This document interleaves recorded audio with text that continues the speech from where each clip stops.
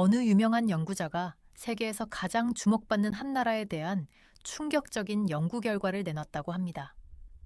그가 발견한 놀라운 세 가지 비밀에 전 세계가 충격에 빠졌는데요. 여기 옥스퍼드의 한 연구실에서 30년 넘게 한 나라만을 연구해온 학자가 있습니다.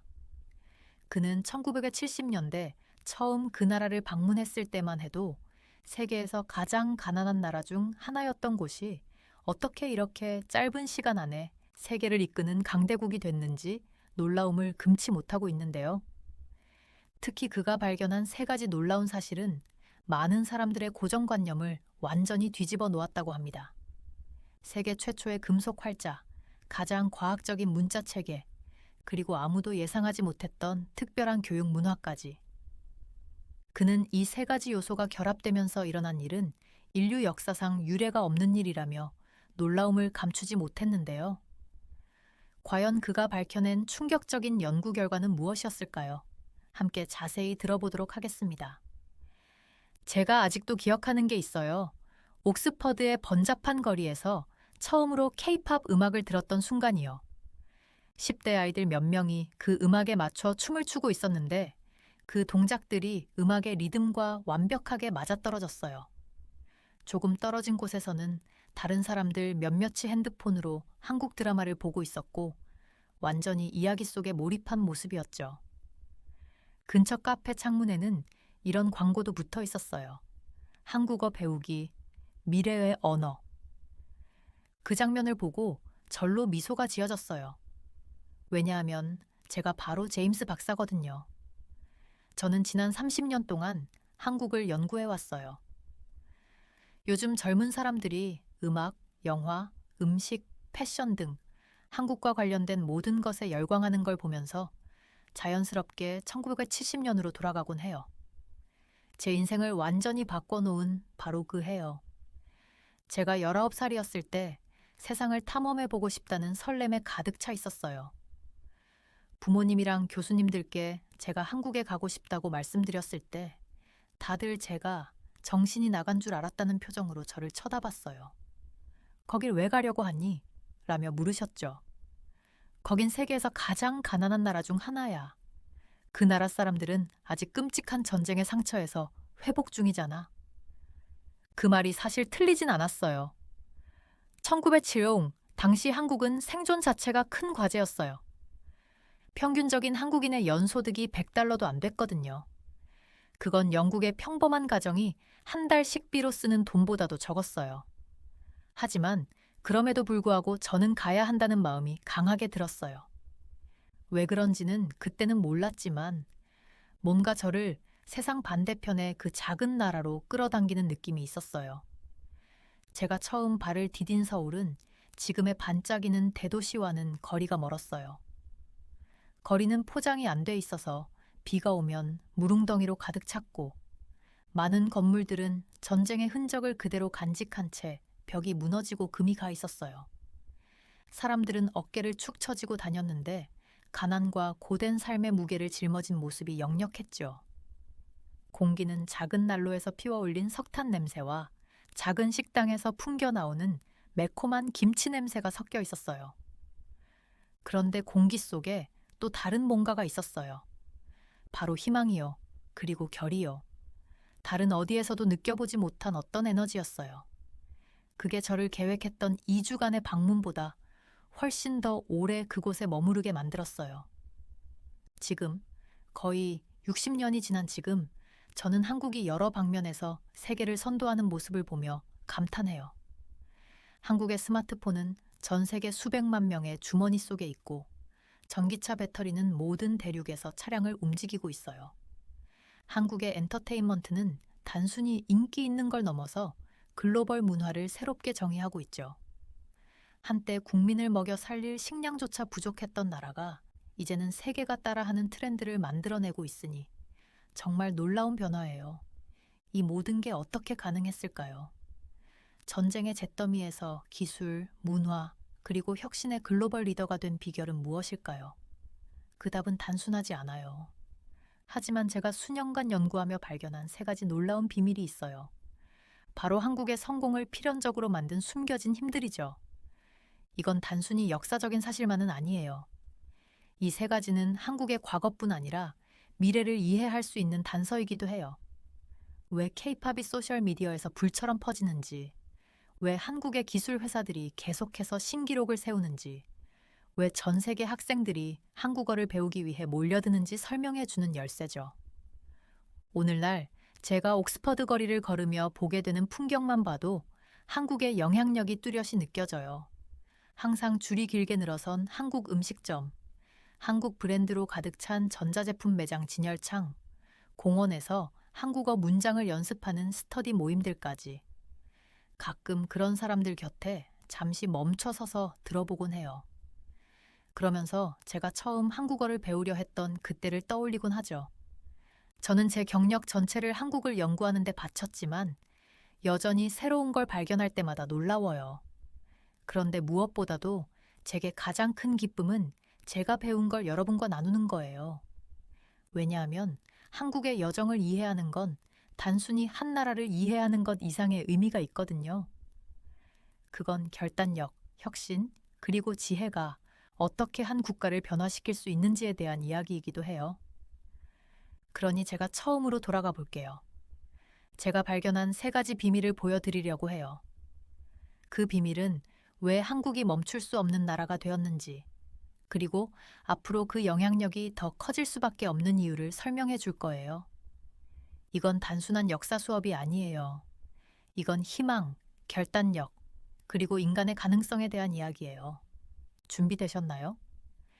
여러분이 이제 배우게 될 내용은 한국뿐 아니라 전 세계를 바라보는 시각을 바꿔놓을 거예요.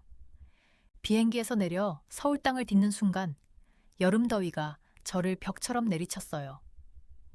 그때가 1970년이었고 저는 겨우 19살이었죠. 가슴은 설렘으로 뛰었지만 고향의 사람들은 저를 미쳤다고 생각했어요. 왜 한국에 가려고 해? 그들이 물었어요. 세계에서 가장 가난한 나라 중 하나인데다가 아직 전쟁의 상처에서 회복도 못했잖아. 하지만 제 아내는 무언가가 이곳이 제가 있어야 할 곳이라고 말해줬어요. 그리고 그 느낌은 서울에서의 첫 주가 지나면서 더 강해졌죠. 먼지가 자욱한 거리를 걸으며 전쟁의 흔적이 여전히 남아있는 건물들 옆을 지나던 기억이 생생해요. 길거리에선 음식 냄새와 배기가스 냄새가 뒤섞여 있었어요. 가게 간판들은 수리도 덜 된 벽에 삐딱하게 걸려 있었고요. 그런데 제가 주목한 건 가난이 아니었어요. 바로 사람들이었죠. 매일 저녁 해가 지고 가로등이 깜빡이는 시간쯤이면 정말 놀라운 장면들이 눈에 들어왔어요. 수많은 창문 너머로 책에 몰두하고 있는 학생들이 보였어요. 특히 기억에 남는 건 전기가 없어 촛불 하나로 공부하던 한 어린 소녀의 모습이었어요. 그 소녀의 의지에 감동해서 눈물이 날 정도였어요. 어느 날 두 건물 사이에 끼어 있는 작은 서점을 발견했어요. 문을 밀어 열자 종이 울렸고 오래된 종이 냄새가 저를 방했어요. 책들은 선반이며 테이블, 심지어 바닥에도 쌓여 있었어요. 대부분의 책은 낡았고 표지는 바랬으며 페이지는 접힌 자국 투성이었어요. 제가 서툰 한국어로 물었죠. 왜 이 책들이 이렇게 낡았어요? 나이 지긋한 서점 주인이 눈가에 깊은 주름을 드러내며 웃으며 대답했어요. 여기 있는 책들은 적어도 20명이 넘는 사람들이 읽었어요. 책을 살 형편이 안 되는 사람들에게 여기서 읽게 해주거든요. 어떤 때는 온 가족이 한 권의 책을 돌려가며 다 읽곤 하죠. 이건 단순히 독서의 문제가 아니었어요. 이건 지식을 향한 갈망이었죠. 그 열망은 어디에서나 보였어요. 공원에서 영어를 연습하던 아이들의 눈빛, 긴 노동 시간을 마치고 야간 학교에 다니는 어른들의 굳은 표정, 자녀 교육을 위해 모든 것을 희생하는 부모들의 모습에서요. 그런데 제가 가장 크게 놀란 건 한글, 그러니까 한국의 글자를 배우기 시작하면서였어요. 전에 공부했던 다른 아시아 문자 체계와는 완전히 달랐어요. 한글은 단순한 기호들의 집합이 아니었어요. 이건 과학적인 체계였고 인간의 입안에서 소리가 만들어지는 방식을 세심하게 고려해서 만들어진 문자였죠. 각 글자의 모양이 혀와 입술이 움직이는 방식을 그대로 보여주고 있었어요. 이런 건 전혀 본 적이 없었어요. 그 후 도서관에서 조사를 하다가 저를 더 충격에 빠뜨린 사실을 알게 됐어요. 바로 이라는 책이었죠. 세계 최초의 금속 활자로 인쇄된 책인데 1377년에 한국에서 제작된 거였어요. 이게 뭐냐 하면 유럽의 구텐베르크가 성경을 인쇄하기 무려 78년 전에 만들어진 거더라고요. 이 발견은 제가 알던 인쇄 역사를 완전히 뒤흔들었어요. 여름이 가을로 바뀌고 시간이 흐르면서 서울을 보는 제 시각도 변하기 시작했어요. 물론 가난이 있었어요. 부서진 건물들과 포장되지 않은 도로들도 있었죠. 하지만 그 이면에는 뭔가 에너지가 느껴졌어요. 단순히 생존하려는 게 아니라 더 나은 미래를 만들려는 의지가 느껴졌어요. 가을이 되어 옥스퍼드로 돌아갔을 때 교수님들은 저에게 더 중요한 나라를 연구하라고 기대했어요. 하지만 저는 한국에서 본 것들을 잊을 수가 없었어요. 촛불 아래 공부하던 학생들, 그 작은 서점에서 공유되던 책들, 그리고 제 서양적 편견을 깨뜨린 고대의 인쇄 기술까지요. 그래서 결정을 내렸어요. 제 커리어를 한국 연구에 바치겠다고요. 사람들은 제가 실수한다고 생각했죠. 한국은 항상 가난할 거야. 절대 중요한 나라가 되진 못할 거야. 그런 말을 했어요. 하지만 저는 그들이 모르는 걸 알고 있었어요. 저는 진짜 한국을 봤으니까요. 단순히 부서진 건물들과 먼지 나는 거리만이 아니라 한국 사람들의 흔들리지 않는 정신을 봤거든요. 제가 발견한 건 한국의 숨겨진 강점들이었어요. 배움을 사랑하는 마음, 과학적인 혁신, 그리고 더 나은 미래를 만들겠다는 의지요. 지금 돌아보면 제 본능이 얼마나 옳았는지 새삼 웃음이 나요. 오늘날의 한국은 제가 처음 방문했을 때에 가난하고 전쟁으로 황폐했던 나라가 아니에요. 이제는 기술과 문화를 선도하는 세계적인 리더죠. 하지만 그게 이야기의 끝은 아니에요. 제가 한국에서 처음 여름을 보냈을 때 발견했던 3가지 위대한 강점이 있었는데 이 강점들이야말로 한국을 가난에서 벗어나게 하고 세계적인 나라로 만들 원동력이었어요. 그 3가지 강점이 모든 것을 바꾸게 될 거였죠. 그리고 저는 이제 그것들을 하나하나 알아가려 하고 있었어요. 저는 2000년에 옥스퍼드 제 사무실에 앉아 라이프 매거진에서 흥미로운 기사를 읽었던 날을 아직도 기억해요. 그들이 던진 질문은 단순했어요. 인류의 가장 위대한 발명품은 무엇인가?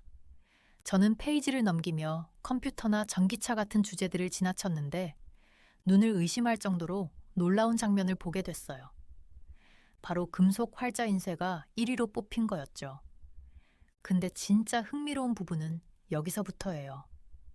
잡지에서는 이 발명의 공을 요하네스 구텐베르크에게 돌렸더라고요. 저도 학교 다닐 때 그렇게 배웠으니까요. 하지만 그들이 몰랐던 사실이 하나 있었어요. 제가 오랜 연구 끝에 알아낸 건데 한국이 이미 구텐베르크가 첫 성경을 찍어내기 훨씬 전에 이 기술을 만들어냈다는 거예요. 제가 여러분을 참 77년 한국 청주의 흥덕사라는 작은 절로 데려가 볼게요. 거기서 금속 활자를 이용해 이라는 책을 찍어냈어요. 구텐베르크가 유명한 성경을 찍어내기 78년 전 일이에요. 더 놀라운 건 이거예요. 처음인 14년에는 이라는 더 오래된 금속 활자 기록도 있다는 거예요. 그럼 구텐베르크보다 무려 143년이나 앞선 거죠. 이게 왜 이렇게 중요한지 궁금하실 수도 있겠어요. 그 당시 책을 만드는 과정을 한번 상상해 보세요. 금속 활자 이전에는 사람들이 나무판에 한 페이지씩 손으로 새겨야 했어요. 책 한 권을 만드는데 꼬박 3개월이 걸렸다고 해요. 나무판은 쉽게 깨지거나 닳아버리고 실수도 많았죠. 마치 교과서를 통째로 손으로 직접 쓰는 것처럼요. 게다가 복사본마다 오류투성이었을 거예요. 하지만 금속 활자가 모든 걸 바꿔놨어요. 이걸 레고 블록으로 무언가를 만드는 것처럼 생각해 보시면 돼요. 한번 금속 글자를 만들면 그걸 다양한 조합으로 재사용해서 원하는 책을 만들 수 있었죠. 금속 활자는 나무처럼 닳지 않아서 오래 쓸 수 있었고, 덕분에 책을 훨씬 빠르게, 더 적은 실수로 대량 생산할 수 있었어요. 제가 연구하면서 발견한 흥미로운 사실이 하나 있어요. 이 금속 활자 기술이 실크로드를 통해 한국에서 유럽으로 전해졌다는 거예요. 제가 구텐베르크의 인쇄 방식과 한국의 기술을 비교해 봤는데 너무나도 비슷한 점이 많더라고요. 금속 혼합 비율이나 글자를 주조하는 방식까지 거의 똑같았어요. 마치 서로 다른 나라의 요리사가 같은 레시피로 요리를 만든 것 같았죠. 이 발견은 제가 현대 한국을 이해하는 데 큰 도움을 줬어요. 한국 기업들이 컴퓨터 칩, 휴대폰 화면, 전기차 배터리 같은 분야에서 세계를 선도하는 걸 보면 그게 단순히 운이 아니라는 걸 알게 됐어요. 몇 세기 전 금속 활자를 만들 때 보여줬던 섬세함과 혁신적인 사고방식이 오늘날 한국 제조업에서도 여전히 살아있는 거죠. 근데 이 이야기는 단순히 기술 얘기만이 아니에요. 한국 발명가들은 인쇄 기술을 비밀로 간직하지 않았어요. 그들은 이 기술을 다른 이들과 공유했고, 그게 아시아를 거쳐 유럽에까지 퍼지게 됐어요. 이 지식의 확산은 유럽에서 우리가 르네상스라고 부르는 위대한 학문과 예술의 시대를 여는 데 도움을 줬어요. 요즘 한국이 케이팝, 드라마, 영화로 전 세계 사람들과 문화를 공유하는 것처럼요. 몇백 년 전에 나온 한 가지 발명이 한 나라에 대해 얼마나 많은 걸 말해줄 수 있는지 저는 놀랍기만 해요. 오늘날 한국의 성공을 볼 때 그 뿌리를 금속 활자의 혁신 정신에서 찾을 수 있다는 게 신기해요. 이건 한국이 세계적인 선두주자가 된 첫 번째 이유이고 앞으로도 계속 그렇게 될 거라고 믿게 하는 이유예요. 하지만 이게 이야기의 전부는 아니에요. 제가 금속 활자가 지식을 전파하는 데 큰 역할을 했다고 말했잖아요. 근데 지식을 효과적으로 전파하려면 또 다른 무언가가 필요해요. 바로 모두가 사용할 수 있는 글쓰기 시스템이요. 한국에는 그게 있죠. 바로 한글이에요. 한글은 세상 어떤 문자 체계와도 달라요. 하지만 그건 다음 장에서 이야기할게요. 600년 전쯤 한국에서 살고 있다고 상상해 보세요. 대부분의 사람들이 자기 이름조차 쓰지 못했어요. 책을 읽을 수도 없고 사랑하는 사람들에게 편지를 쓸 수도 없었죠.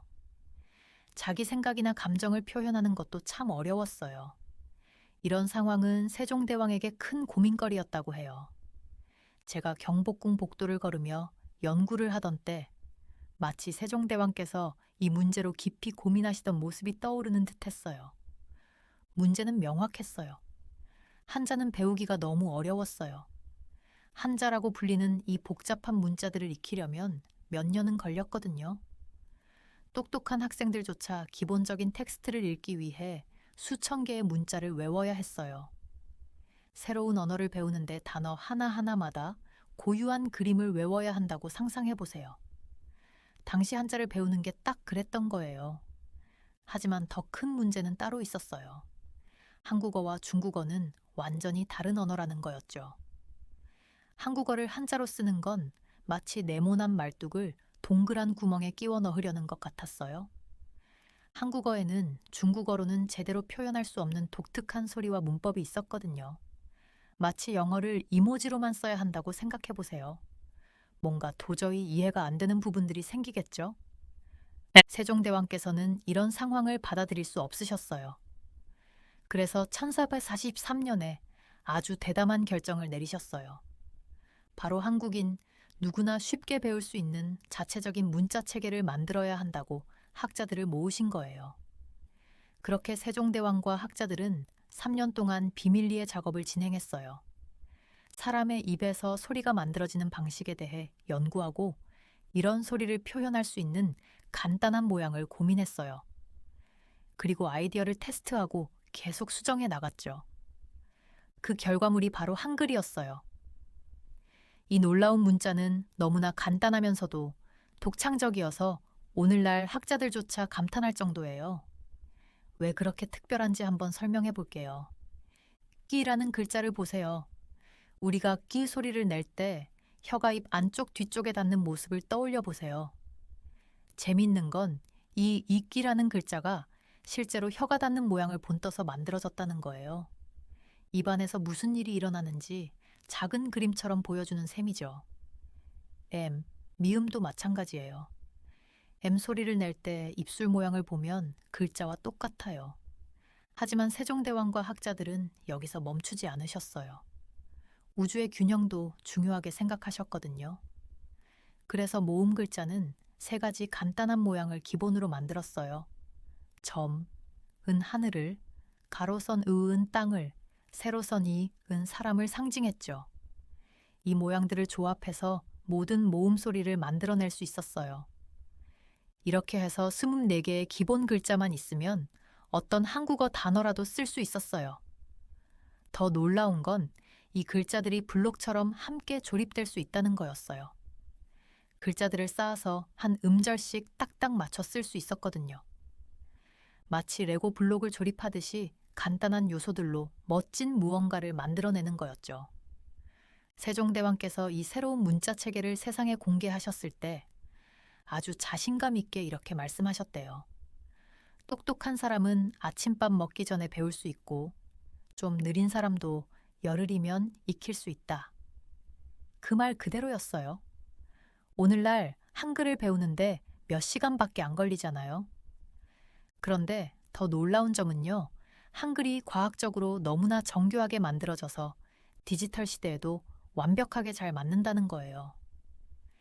현대의 컴퓨터나 스마트폰은 한글을 아주 잘 처리할 수 있어요. 한글의 규칙이 워낙 논리적이고 명확하니까요. 구글이나 마이크로소프트 같은 큰 기술 회사들도 한글의 구조를 연구해서 더 나은 인공지능 시스템을 개발하려고 하고 있대요. 600년 전에 만들어진 문자가 미래 기술을 발전시키고 있는 거죠. 제가 수년간 세계 여러 나라의 문자 체계를 연구해봤지만 한글은 정말 특별해요. 누가, 언제, 왜 만들었는지 정확히 아는 유일한 문자니까요. 마치 언어의 설계도를 온전히 갖고 있는 느낌이랄까요. 한글의 창제는 한국의 특별한 점을 보여줘요. 지식을 특정 계층만이 아니라 모두가 누릴 수 있게 하겠다는 열망이요. 세종대왕께서는 기존의 체계를 그대로 두고 권력층이 계속 유리한 위치를 유지하도록 할 수도 있었어요. 하지만 그는 국민들에게 문해력이라는 선물을 주기로 결심하셨죠. 이 결정은 오늘날 한국의 모습, 즉 교육과 혁신이 함께하는 나라를 만드는데 큰 기여를 했어요.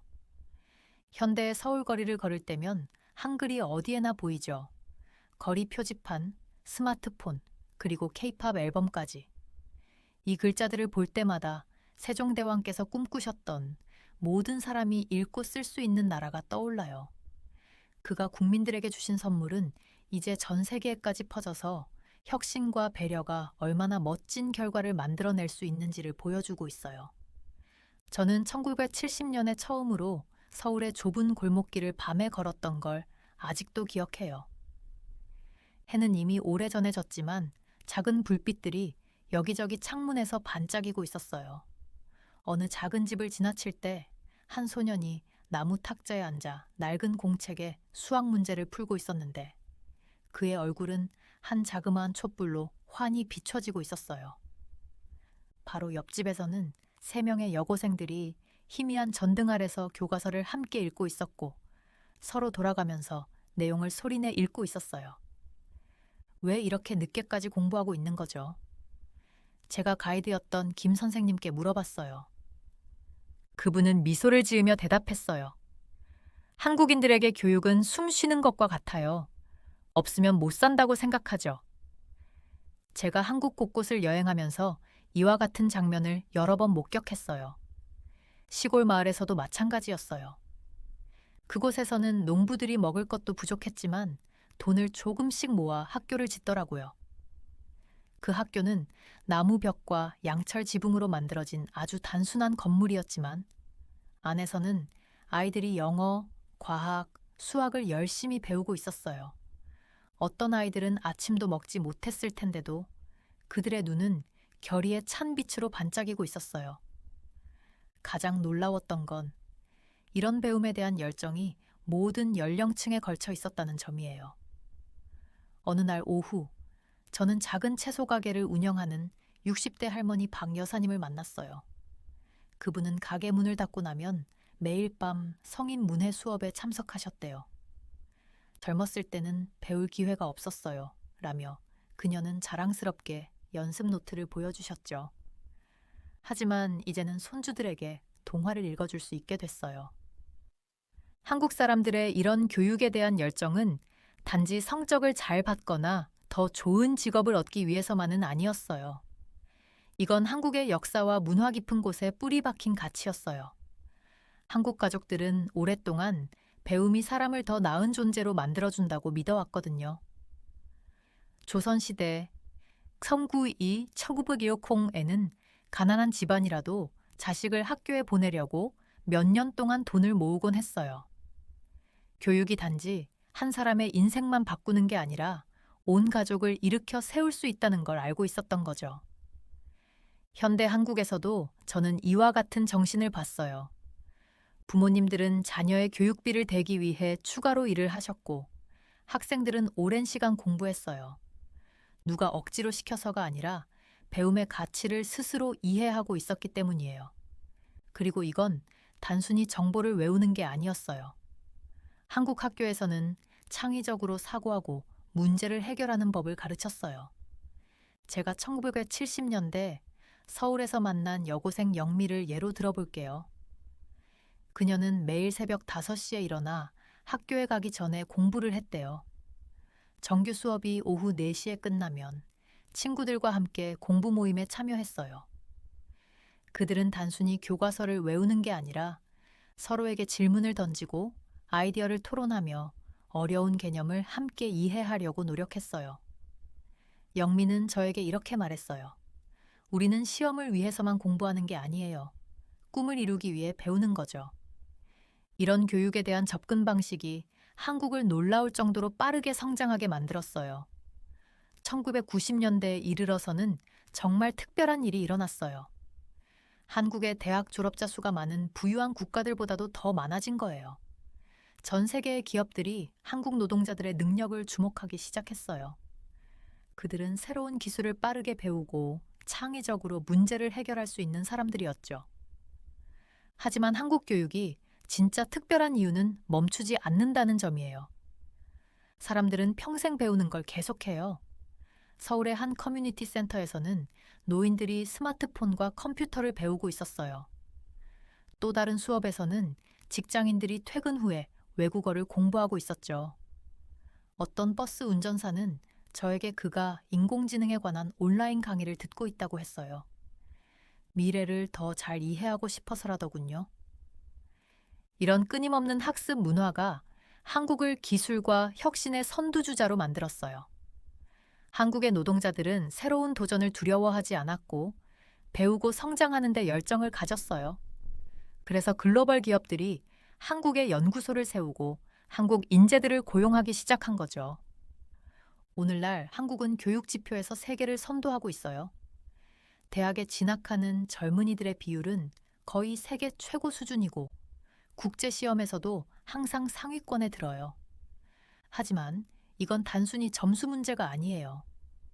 한국 교육은 사람들을 미래에 대비시키는 데 중점을 두고 있어요. 학생들은 전통적인 과목과 함께 코딩, 로봇공학, 인공지능도 배우고 있어요. 전 세계가 이를 주목하고 있어요. 다른 나라들은 한국의 교육 시스템을 연구하며 그 성공 비결을 이해하려고 노력하죠. 하지만 그들은 가장 중요한 부분을 놓치는 경우가 많아요. 이건 단지 학교나 시험의 문제가 아니거든요. 배움을 무엇보다도 가치 있게 여기는 문화, 교육을 지지하는 가족들, 학생들에게 영감을 주는 선생님들, 그리고 끊임없이 배우고 성장하려는 사람들. 이게 바로 핵심이에요.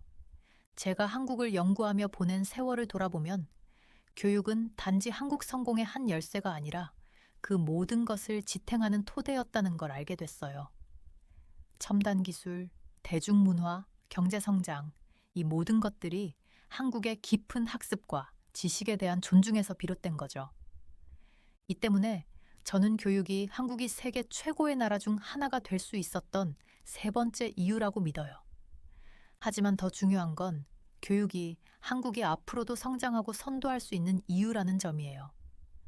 변화가 점점 더 빨라지는 이 세상에서 한국인들의 학습에 대한 열정은 그 어느 때보다도 가치가 있다고 생각해요.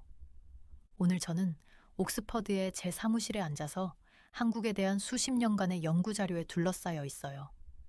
이럴 때면 저도 모르게 미소가 지어지는데요. 세상은 그 어느 때보다 빠르게 변하고 있고 한국은 그 변화의 중심에 서 있어요. 왜 이게 우리 모두에게 중요한지 얘기해 볼게요. 혹시 제가 금속 활자에 대해 얘기했던 거 기억하시나요? 그건 단순히 책을 만드는 기술 이야기가 아니었어요. 그건 한국 사람들이 어떻게 하나의 아이디어를 더 나은 방식으로 발전시킬 수 있는지를 보여주는 사례였죠. 요즘 제가 서울을 방문하면 그와 같은 정신이 한국 곳곳에 스며 있는 걸 느껴요. 아파트 단지에서 로봇이 택배를 배달하는 걸 보기도 하고 학생들이 가상현실 헤드셋으로 수학과 과학을 배우는 모습도 봤어요. 고속도로에서는 자율주행차가 달리고 있고요. 이런 게 더 이상 공상과학 이야기가 아니라 지금 한국의 일상이에요. 그런데 제가 가장 감동을 받는 건 한국이 이 성공을 전 세계와 나눈다는 점이에요. 한번 생각해 보세요. 20년 전만 해도 한국 노래를 들어본 적 있으셨나요? 한국 영화를 본 적은요? 당시엔 대부분의 도시에서 한국 음식을 찾는 것도 쉽지 않았잖아요. 하지만 지금은 완전히 달라졌어요. K-팝은 전 세계 음악 차트를 휩쓸고 한국 영화는 할리우드의 최고상을 수상하고 있어요. 주요 도시마다 한국 음식점을 쉽게 찾을 수 있고요. 심지어 젊은 사람들이 한국 드라마와 노래를 자막 없이 이해하고 싶어서 한국어를 배우는 시대가 됐어요. 지난주 제 손녀와 나눴던 대화가 떠오르네요. 손녀가 휴대폰으로 한국 드라마를 보다가 이렇게 말하더라고요. 할머니, 처음 한국에 갔을 때 한국이 이렇게 멋져질 거라고 생각하셨어요? 저는 웃으면서 1970년에 처음 본 한국에 대해 얘기해줬어요. 좁은 골목길, 전쟁의 흔적이 남아있는 건물들, 그리고 가난. 하지만 그때도 저는 뭔가 특별한 걸 느꼈어요. 결코 포기하지 않는 사람들, 교육이 삶을 바꿀 수 있다는 믿음을 가진 사람들, 그리고 더 나은 미래를 위해 함께 일하는 사람들을 봤거든요. 한국의 성공 비결은 단순히 좋은 제품을 만들거나 인기 있는 영화를 만드는데 그치지 않아요. 세 가지 특별한 요소가 어우러져 있죠. 바로 금속 활자를 만들어낸 혁신적인 정신, 한글을 창제한 과학적 사고, 그리고 제가 촛불을 밝힌 공부방에서 봤던 그 깊은 배움에 대한 열정이에요. 이 세 가지는 마치 레시피의 재료 같아서 함께 섞이면 정말 놀라운 일이 일어나요. 예를 하나 들어볼게요. 한국 기업들은 단순히 스마트폰을 만드는 게 아니에요. 스마트폰을 접고 구부릴 수 있는 새로운 방식을 만들고 있어요. TV 화면도 그냥 만드는 게 아니라 종이처럼 돌돌 말 수 있는 디스플레이를 개발하고 있죠. 전기차 배터리도 그저 평범한 걸로 만족하지 않고 더 빠르게 충전되고 더 오래가는 배터리를 발명하고 있어요. 많은 전문가들은 2030년쯤 한국이 기술과 문화 모두에서 세계의 선두주자가 될 거라고 예측해요. 하지만 저는 이게 시작일 뿐이라고 생각해요. 제가 한국을 방문할 때마다 새로운 무언가가 저를 놀라게 하거든요. 지난달에는 인공지능으로 기후변화 문제를 해결하려는 연구소를 방문했어요.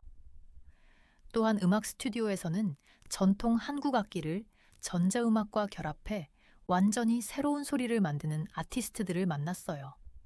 한국의 젊은 여러분, 정말 운이 좋으세요.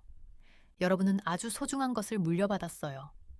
여러분의 조상은 금속 활자를 만들어 지식을 전 세계로 퍼뜨렸고 한글을 발명해 어떤 문자보다도 인간 언어를 컴퓨터가 더 잘 이해하도록 도왔어요. 그리고 여러분의 부모님과 조부모님은 교육에 대한 믿음으로 세계에서 가장 훌륭한 교육 시스템을 만들어냈죠. 이제는 여러분 차례예요. 이 소중한 유산을 바탕으로 새로운 놀라운 일을 만들어 보세요. 세상은 변화하고 있고 우리는 이런 변화를 이끌어줄 리더가 필요해요.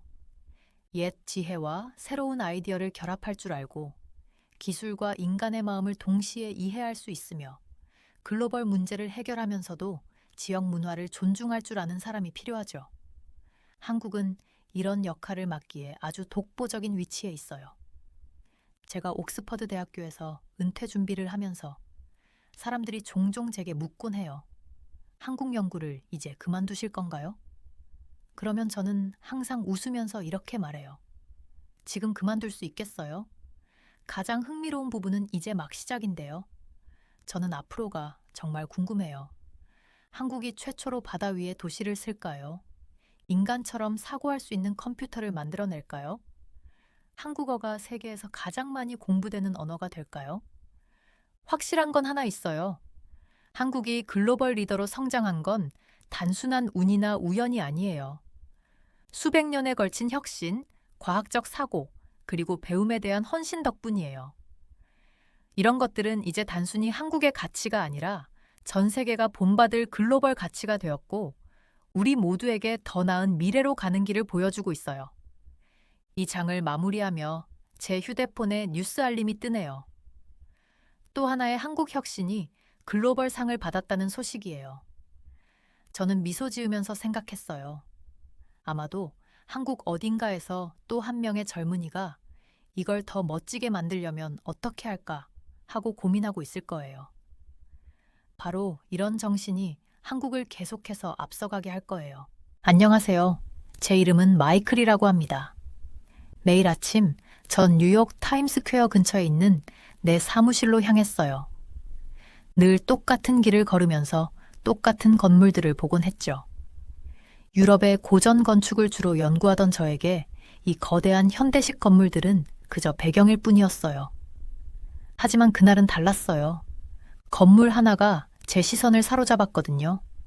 공사 현장이었는데 보통의 공사장과는 뭔가 달랐어요. 현수막에는 맨해튼 한국문화원 건립 현장이라고 쓰여 있었죠. 순간 톰의 미완성 기사가 떠올랐어요. 그가 마지막으로 조사하던 곳이 바로 이곳이었죠. 호기심에 발걸음을 멈추고 공사장 울타리 너머를 바라봤어요. 작업자들은 분주히 움직이고 있었고 크레인이 거대한 유리 패널을 들어 올리고 있었어요. 그런데 뭔가 이상한 점이 눈에 띄었어요. 경비원들이 유난히 많았고 그들은 단순히 안전관리만 하는 게 아니라 주변을 계속 경계하는 것 같았거든요. 처음 보시나요? 깜짝 놀라 돌아보니 한 여성이 제 옆에 서 있었어요. 그녀는 자신을 김민지라고 소개했는데 이 프로젝트의 건축가 중 한 명이라고 하더군요. 네, 뉴욕에 이런 곳이 생기는 줄 몰랐네요. 제가 말했어요. 민지는 잠시 공사장을 바라보더니 말했어요. 단순한 건물이 아니에요. 이건 한국의 정체성을 세우는 거예요. 문화는 건물보다 더 깊은 의미가 있죠. 그녀의 말투에서 뭔가 무거운 것이 느껴졌어요. 마치 말하고 싶은 게 더 있는 것 같았지만 망설이는 듯했죠. 혹시 여기서 일하던 기자 한 분 알려나요? 제가 조심스럽게 물었어요. 톰이라고. 민지의 표정이 순간 굳었어요. 죄송하지만 더 이상 얘기할 순 없네요. 조심하세요, 기자님. 그녀는 서둘러 자리를 떴고 저는 의문만 안고 남겨졌어요. 사무실로 돌아와서도 그 대화가 계속 머릿속을 맴돌았어요. 톰의 실종, 그 긴장된 분위기, 민지의 경고, 이 모든 게 평범한 문화시설 건립 이야기처럼은 보이지 않았어요. 그래서 점심시간에 간단한 조사를 시작했어요. 처음엔 기본적인 정보들을 찾아봤죠. 이 프로젝트는 2009년 금융위기 한가운데서 시작됐다는 게 흥미로웠어요. 세계 경제가 휘청거리던 그때 한국은 오히려 뉴욕의 중심부에 투자를 결정한 거였어요. 더 찾아볼수록 더 많은 의문이 생겼어요. 왜 하필 이 시기였을까? 왜 이렇게 많은 반대와 어려움이 있었을까? 그리고 가장 중요한 건 톰에게 무슨 일이 있었느냐는 거였죠. 저는 그때까지만 해도 이게 제 인생을 완전히 바꿔놓을 이야기가 될 줄은 몰랐어요. 하지만 지금 돌이켜보면 그날 아침의 우연한 만남이 모든 걸 시작하게 만들었네요. 수잔이 제게 이 프로젝트를 맡겼을 때 전 그저 평범한 문화시설 기사를 쓰게 될 거라고만 생각했어요. 하지만 이건 훨씬 더 깊은 이야기였죠. 문화적 자부심, 정체성을 지키려는 투쟁, 그리고 세상에 자신의 이야기를 들려주고 싶어하는 한 나라의 열망이 담긴 이야기였어요. 저는 큰 변화를 바라던 사람이 아니었어요. 제 하루는 딱 정해진 틀 안에서 굴러갔고 도시 문화 연대기 The Chronicle of Urban Affairs의 문화사학자로 일하면서 일정이 잘 짜여져 있었죠. 유럽의 예술과 건축을 연구하고 자갈이 깔린 거리와 성당의 첨탑을 돌아보는 게 제 일이었어요. 그다지 짜릿하진 않았지만 그게 제 삶이었거든요. 그러다 전화가 왔어요. 제 편집자 수잔이 뉴욕 스카이라인이 펼쳐진 자신의 코너 사무실에서 저를 마주보고 앉아 있었어요. 마이클, 한국 관련 기사를 맡아야겠어요. 그녀가 책상 너머로 파일 하나를 밀며 말했어요. 그녀의 어조는 침착했지만 단호했고 눈빛에서는 경고 같은 게 느껴졌죠. 한국 관련 기사요? 저는 당황해서 되물었어요. 왜 저예요? 저 한국 문화에 대해 아는 게 전혀 없는데요. 수잔이 의자에 기대며 팔짱을 꼈어요. 우리가 가진 사람들 중에 당신이 최고잖아요. 토미 맨해튼 한국문화원에 관한 중요한 기사를 준비하고 있었는데 그러다 그만뒀어요. 그만뒀다고요? 그게 전부는 아니었어요. 사무실 사람들은 톰이 단순히 그만둔 게 아니라는 걸 다 알고 있었거든요. 거의 하룻밤 사이에 사라졌다고 봐야죠. 전날까지만 해도 데드라인에 대해 중얼거리더니 다음 날에는 흔적도 없이 사라졌어요. 남긴 거라고는 애매모호한 사직 이메일 하나랑 미완성된 조사 자료뿐이었죠. 저는 주저하며 그녀 책상 위에 놓인 파일을 흘낏 봤어요. 그 사람한테 무슨 일이 있었던 거예요? 글쎄요, 저도 모든 걸 아는 건 아니에요. 수잔이 낮은 목소리로 말했어요. 하지만 그 사람이 다루던 프로젝트가 중요하긴 해요. 한국 쪽에서 여기에 수백만 달러를 투자하고 있거든요. 정치적으로도 문화적으로도 이 프로젝트는 큰 의미를 가지고 있어요. 누군가는 톰이 시작한 일을 끝내야 해요. 저는 살짝 호기심이 생기긴 했지만 아직 제 안전지대를 벗어나고 싶은 마음은 없었어요. 수잔, 제가 할 일은 아닌 것 같아요. 이런 건 다른 사람한테. 마이클! 그녀가 날카롭게 말을 끊었어요. 이건 부탁이 아니에요. 그걸로 끝이었어요. 자리로 돌아와서 저는 그 마닐라 폴더를 몇 시간 동안 바라봤어요. 바로 열어보지는 않았어요. 대신 구글에서 기본적인 것부터 찾아봤죠. 대한민국, 한글, 그 나라의 문화적 수출품들, K-팝이랑 K-드라마요? 당연히 들어본 적은 있었어요. 하지만 맨해튼에 있는 한국문화원? 그게 그렇게 큰일일 줄은 몰랐어요. 결국 궁금증이 이겼죠. 저는 폴더를 열고 읽기 시작했어요. 첫 번째 문서는 지루했어요. 재무기록, 허가서, 건축 설계 같은 것들이었거든요. 그런데 한 가지가 눈에 띄더라고요. 2009년 세계 금융위기가 절정에 달했을 때 한국이 맨해튼의 고급 부동산을 사들였다는 내용이었어요. 그 시기가 대담하다 못해 거의 무모해 보였어요. 세계 경제가 휘청이는 와중에 왜 뉴욕에 투자했을까요? 더 깊이 파고들어 봤죠. 이 문화원은 단순히 멋진 건물이 아니었어요. 그건 하나의 선언이었어요. 세계 무대에서의 정체성을 알리는 강렬한 메시지였던 거죠. 한국은 자신들의 힘, 역사, 그리고 미래를 세상에 보여주고 싶어 했어요. 이건 단순히 벽돌과 시멘트의 문제가 아니라 자존심과 외교, 그리고 유산에 관한 이야기였어요. 그런데 이상한 디테일들이 있었어요. 톰의 조사 자료에 낙서처럼 적힌 메모들요. 반대, 비밀, 방해 공작 같은 단어들이 눈에 띄었죠. 외국의 개입에 관한 암시도 있었고요. 도대체 어떤 문화원이 이런 문제를 끌어들인 걸까요? 특히 한 문장이 제 등골을 서늘하게 만들었어요. 이 사람들이 이걸 짓길 원하지 않아. 여기서도 지금도 아니야. 이 사람들이 누구였을까요? 그리고 톰은 뭘 발견했기에 모든 걸 내려놓고 떠났을까요? 읽으면 읽을수록 이건 단순한 기사거리가 아니라는 생각이 들었어요. 이건 미스터리였어요. 질문들은 쌓여가는데 답은 전혀 나오질 않았죠. 왜 한국이 이 시점에 뉴욕에서 이런 일을 벌이려 했을까요? 그리고 누가 이 프로젝트를 방해하고 있는 걸까요? 마지못해 저는 이 이야기에 끌리기 시작했어요. 그냥 모른 척할 수는 없었어요. 이제 와서 말이죠. 이걸 하기로 했다면 처음부터 새로 시작해야겠다고 생각했어요. 프로젝트와 가까워져야 했고 그 현장을 제 눈으로 직접 봐야겠다고 느꼈어요. 폴더를 가방에 넣고 집으로 향했어요. 밖에서는 도시의 평소처럼 혼란스러운 에너지가 넘쳤어요. 택시 경적 소리, 번쩍이는 광고판, 사방으로 바쁘게 움직이는 사람들. 하지만 제 머릿속에는 뭔가 더 큰 무게가 느껴졌어요.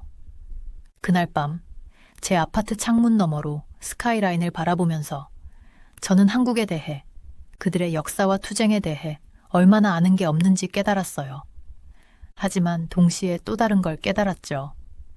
이 문화원이 정말 그렇게 중요하다면 누군가는 그 이야기를 전해야 했어요. 그건 제가 해야 할 일이었어요.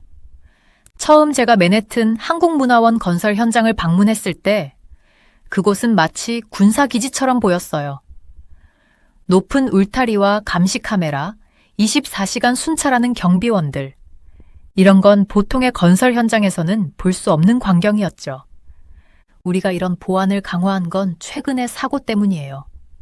현장 책임자 박진호 씨가 저를 안내하면서 설명했어요.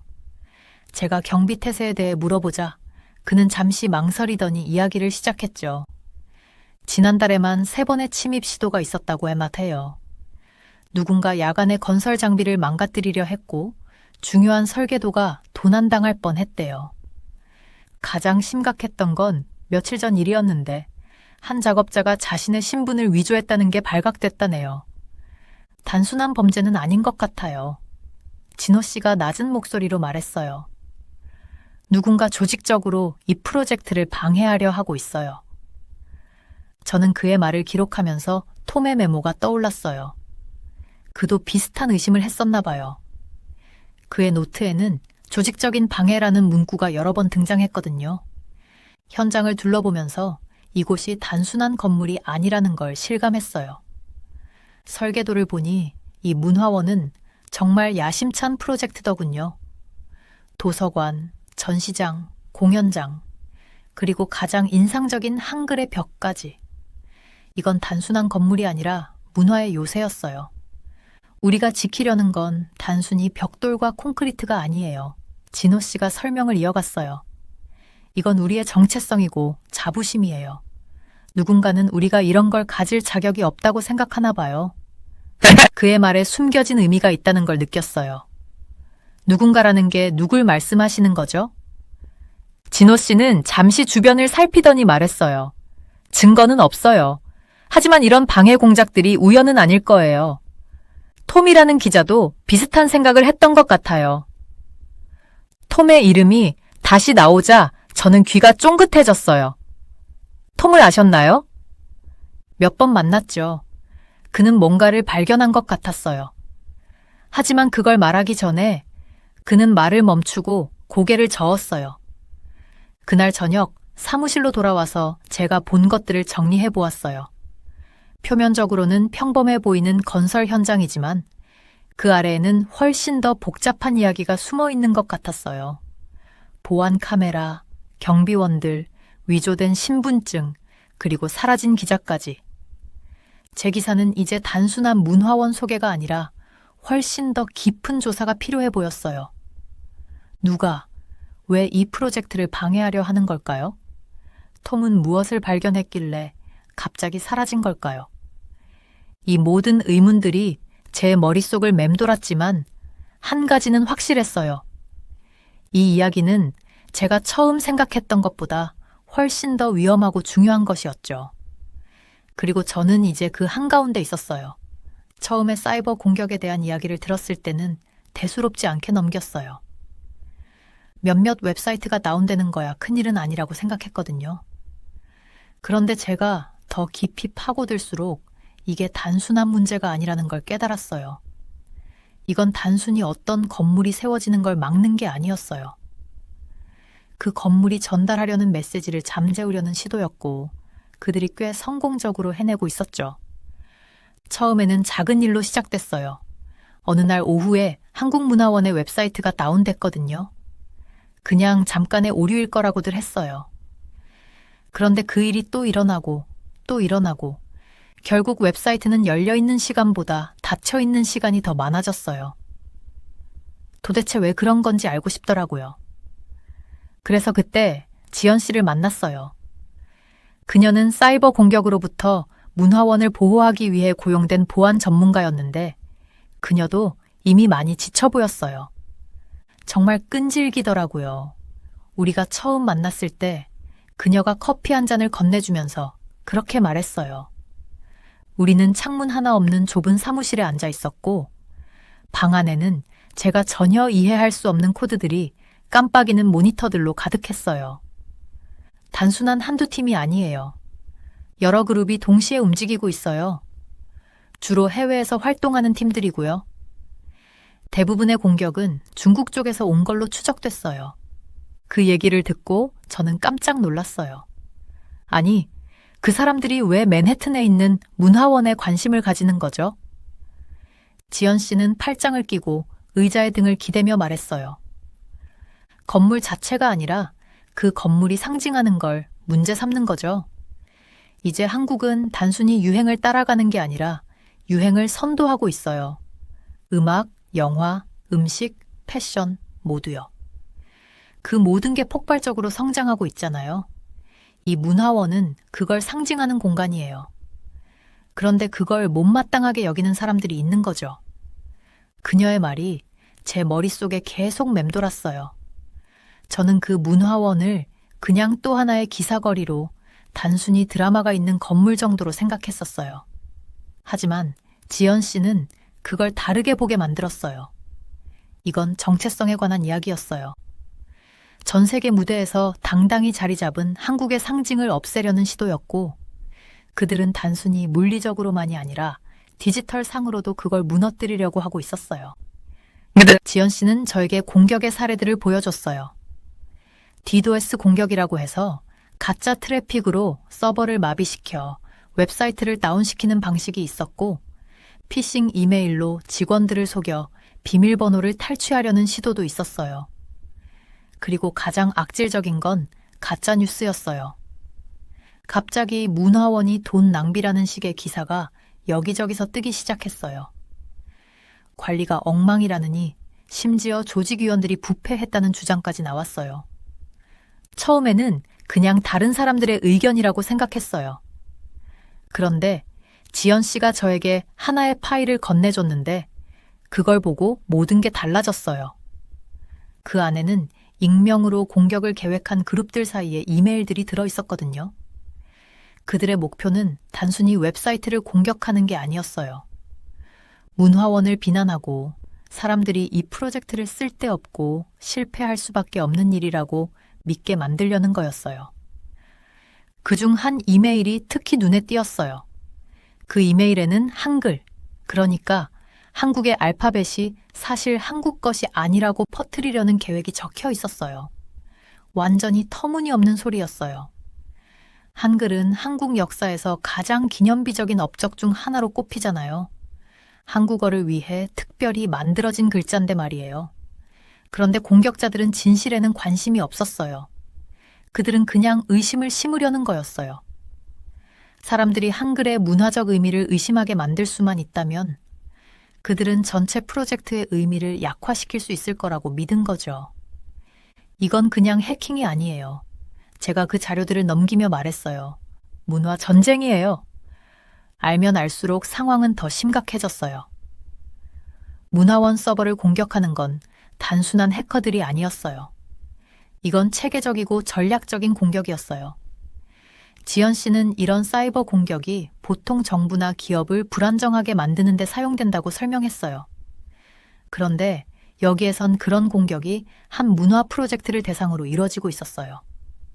너무나도 개인적인 공격처럼 느껴졌어요. 어느 날 밤 지연 씨가 전화를 걸어왔어요. 목소리가 굉장히 긴장돼 있었어요. 현장에 좀 와보세요. 보여줄 게 있어요. 현장에 도착하니 그녀가 엔지니어 팀과 함께 기다리고 있었어요. 그들은 새로운 데이터를 가로채서 분석 중이었어요. 그 데이터는 우리가 두려워했던 걸 확인시켜줬어요. 이 방해 행위는 단순히 프로젝트를 멈추려는 게 아니었어요. 한국을 약하게 보이게 만들려는 시도였어요. 한국이 압박을 견디지 못한다는 이미지를 만들려고 했던 거죠. 개관이 실패하면 지연 씨가 말했어요. 그들이 이기는 거예요. 그 말이 정말 크게 와닿았어요. 저는 지금까지 이걸 그냥 외부인의 시선으로 기사를 쓰는 기자의 입장에서 봤었거든요. 그런데 이제 이건 제 개인적인 일처럼 느껴졌어요. 이건 단지 한국만의 문제가 아니었어요. 누군가가 다른 사람의 이야기를 지우려 할 때 그걸 맞서는 일이었어요. 그날 밤 현장을 떠나기 전에 지연 씨가 저에게 마지막으로 파일 하나를 건네줬어요. 저한테서 받은 거 아니에요. 그녀가 그렇게 말했어요. 그 파일 안에는 일부 공격이 거대 기업들과 심지어 외국 정부와도 연관이 있다는 문서들이 들어 있었어요. 생각했던 것보다 일이 훨씬 더 큰 규모였던 거죠. 집으로 돌아오는 길에 그 일만 계속 생각했어요. 현장에서 만난 노동자들, 그 프로젝트에 마음과 열정을 쏟아붓던 사람들, 그리고 매일 밤 잠도 제대로 못 자고 보이지 않는 적들과 싸우고 있는 지연 씨. 그리고 아직 완성되지 않았지만 이미 공격받고 있는 문화원의 핵심인 한글벽까지. 이건 이제 단순한 기사가 아니었어요. 이건 싸움이었어요. 그리고 그 이야기를 제가 꼭 전해야만 했어요. 처음에 한글의 벽에 대해 들었을 땐 그게 왜 그렇게 중요한지 잘 이해가 안 됐어요. 그게 22m 높이의 설치미술 작품으로 한글 블록들로 덮인 예술적 걸작이라는 설명만 들었거든요. 강준이라는 세계적으로 유명한 예술가가 이 벽을 디자인했는데 이 벽은 인류를 위한 메시지 보드처럼 만들어졌대요. 전 세계 사람들이 제출한 희망, 연결, 평화를 담은 단어들이 각 블록에 새겨져 있는 거죠. 이론적으로는 정말 감동적일 것 같았어요. 그런데 처음으로 그 거대한 구조물 앞에 서보니 말문이 막혀버렸어요. 그 벽은 정말 압도적이었어요.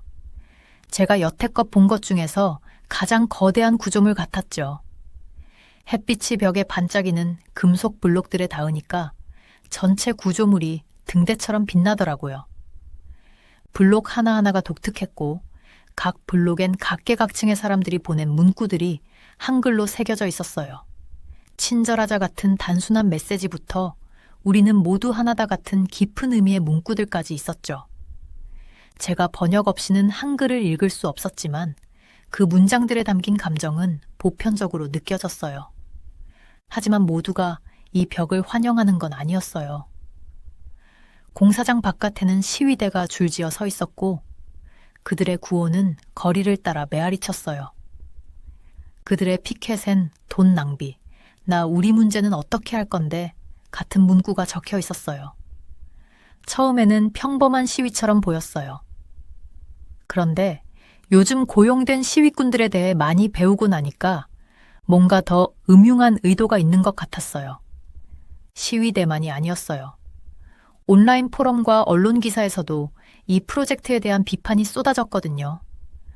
어떤 사람들은 한글의 벽이 엘리트주의적이라고 비난하면서 보통 사람들보단 지식인이나 예술가들만을 위한 것이라고 주장했어요.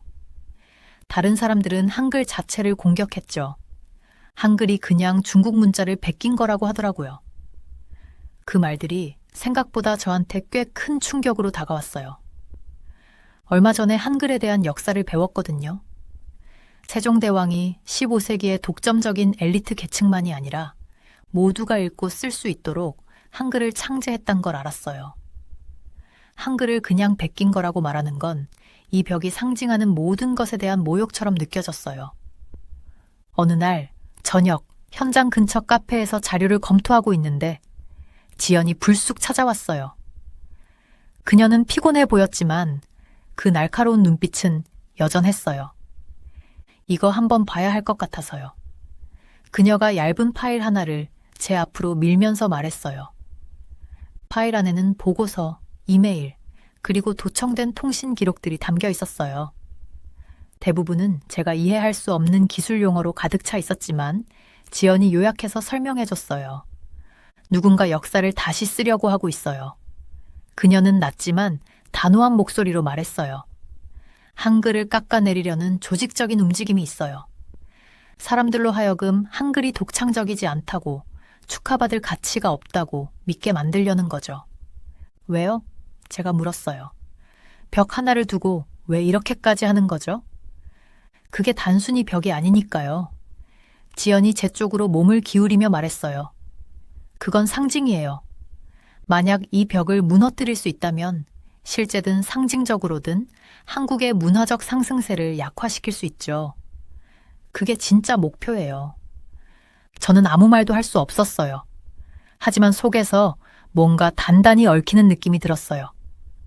이건 단순히 예술이나 역사에 관한 문제가 아니었어요. 이건 정체성에 관한 문제였어요. 한글의 벽에 대한 비난 캠페인은 단순한 말로 끝나지 않았어요. 프로젝트는 연달아 위기를 맞았어요. 납품업체들이 계약을 막판에 파기하면서 애매한 사업적 문제를 이유로 들었고 공사는 계속 지연됐어요. 작업자들은 강력한 해외 투자자들로부터의 압박에 대해 수군거렸고요. 보이지 않는 어떤 힘들이 이 프로젝트를 막으려 애쓰는 것처럼 보였어요. 그러다 일이 조금씩 안정되려는 순간 정말 믿기 어려운 일이 벌어졌어요. 주요 납품업체 중 하나가 아예 프로젝트에서 손을 뗀 거예요. 그 업체의 자재 없이는 한글의 벽 건설이 완전히 멈출 수밖에 없었어요. 며칠 동안 현장은 기묘할 정도로 조용했어요. 크레인도 멈췄고 작업자들도 사라졌어요. 프로젝트의 심장이 뽑혀나간 것처럼 느껴졌어요. 그런데 기적 같은 일이 일어났어요. 갑자기 대체 공급업체가 나타난 거예요.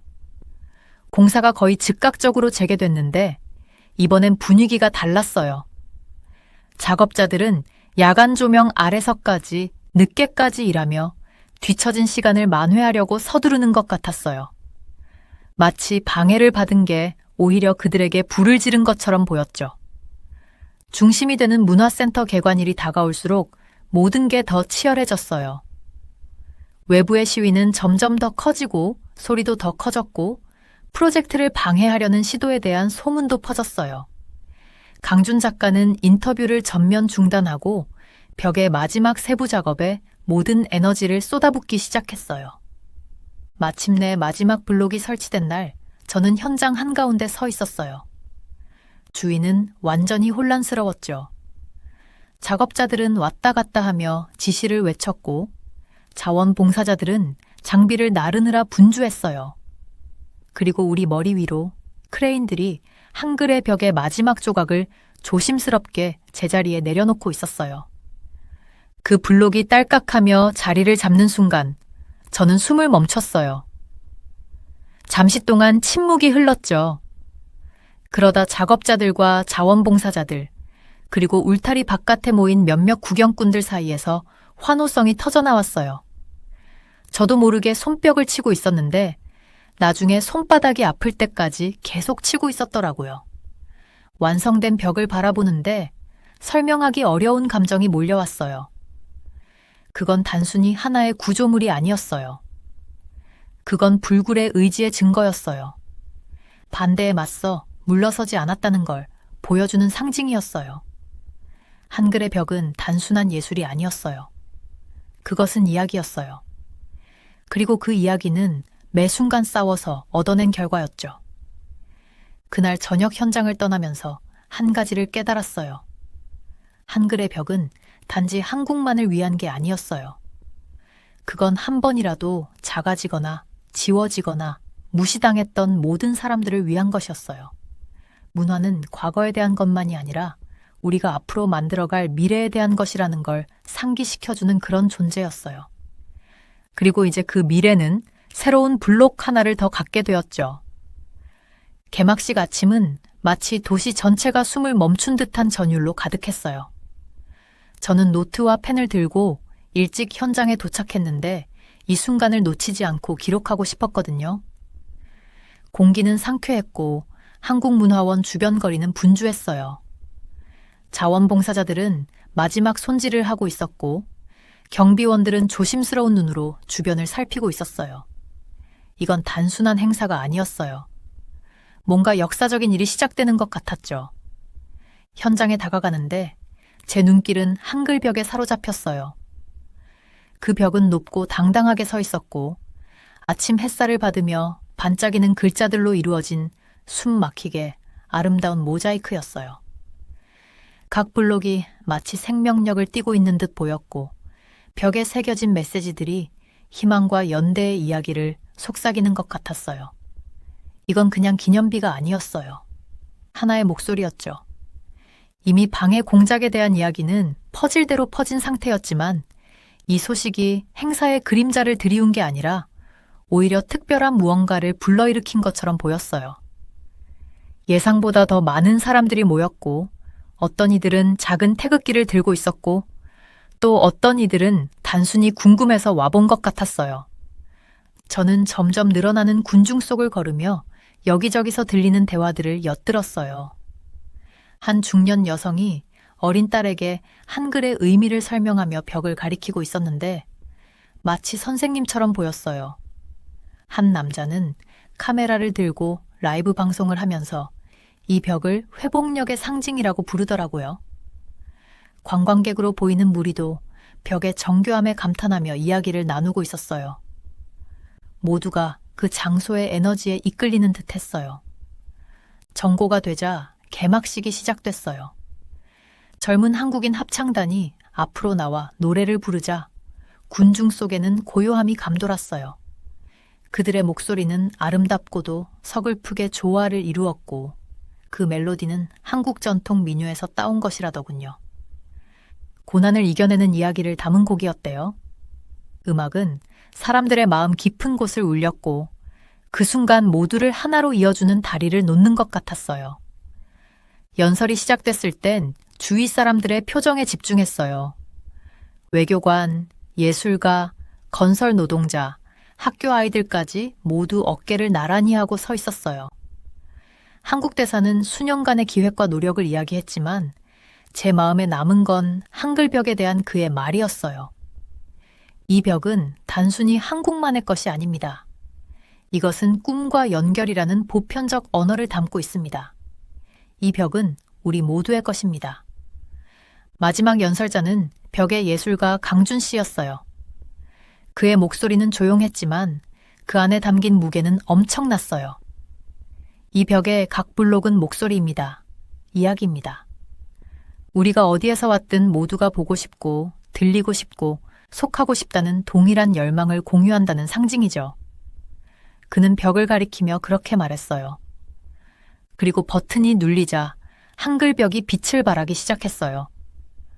블록 안에 내장된 조명이 점등되면서 설치물 전체가 색과 글자로 이루어진 화려한 모자이크로 변했어요. 군중들은 박수를 치며 환호했고 여기저기서 감탄사가 터져나왔어요. 저는 눈을 뗄 수가 없었어요. 그 벽은 단순히 빛나는 게 아니라 살아있는 듯 느껴졌고 이 프로젝트에 기여한 모든 이들의 희망이 빛을 통해 드러나는 것 같았어요. 행사가 끝난 후 저는 문화원 안을 걸으며 곳곳을 둘러봤어요. 건물 내부는 현대적인 디자인과 전통적인 한국 요소가 조화를 이룬 걸작이었어요. 한 방에서는 한국의 역사를 보여주는 유물들이 전시되어 있었고 그 유물들은 자랑스럽고 강인한 과거를 이야기하고 있었어요. 또 다른 공간에는 한글의 아름다움과 논리를 소개하는 인터랙티브 전시가 있었는데 방문객들이 직접 체험하며 배워볼 수 있게 되어 있었어요.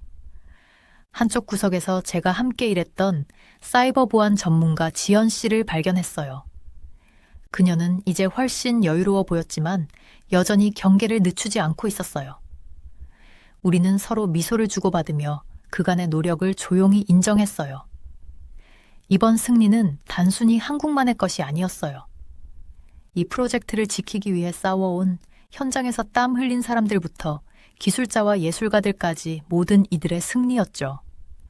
하루가 끝날 무렵 한국문화원은 이미 살아 숨쉬는 교류의 중심지로 변화하기 시작했어요. 가족들은 도서관을 거닐며 평소에 손도 대보지 않았던 책들을 발견하고 있었고, 한 무리의 청소년들은 한복을 입어보며 포토부스에서 웃음을 터뜨리고 있었어요. 공연장에선 전통 한국 악기와 재즈를 결합한 저녁 콘서트를 준비하는 밴드가 있더라고요. 저는 한글벽 근처에 서서 해가 지는 광경을 바라봤어요. 그 순간, 이건 단순히 건물 하나나 한 나라에 대한 것이 아니라는 걸 깨달았어요. 이건 문화를 통해 사람들을 하나로 묶는 힘, 기존의 이야기에 도전하고 우리를 연결하는 것들이 무엇인지 상기시키는 힘에 대한 것이었어요. 그 벽은 하나의 비전으로 시작해 반대에 부딪히고 거의 완성되지 못할 뻔했지만 지금은 이렇게 당당히 서 있었어요. 이건 단순히 예술이 아니었어요. 이건 저항이었고 자부심이었으며 희망이었어요. 제가 기사를 위해 마지막으로 메모를 적고 있는데 한 소년이 어머니와 함께 벽으로 다가왔어요. 소년은 벽에 새겨진 글자를 손가락으로 쓰다듬으며 물었어요. 이건 무슨 뜻이에요? 어머니는 그 문구를 번역해줬어요. 세상은 하나의 가족이다. 저는 그 말을 들으며 미소 지었어요. 그 말이 이렇게 진심으로 느껴질 줄은 몰랐거든요. 한글벽은 정말 특별한 일을 해냈어요. 어려움을 빛으로 바꾸는 등대가 되어준 거죠. 이후 며칠 동안 전 세계 독자들에게 이메일을 받게 될 텐데 그들 모두 이 프로젝트 이야기에 감동했다고 했어요. 하지만 그날 밤 그곳에 서 있었을 때 저는 한국문화원의 진짜 유산은 헤드라인이나 상으로 측정할 수 있는 것이 아니라는 걸 알았어요. 그 유산은 바로 이곳을 찾아와 배우고 연결되고 축하했던 사람들에게 있었어요. 그리고 아마도 가장 중요한 건 그 유산은 이 벽이 전하는 이야기 속에 있었어요. 두려움 없이 당당히 서서 세상과 자신의 목소리를 나누는 한 나라의 이야기요.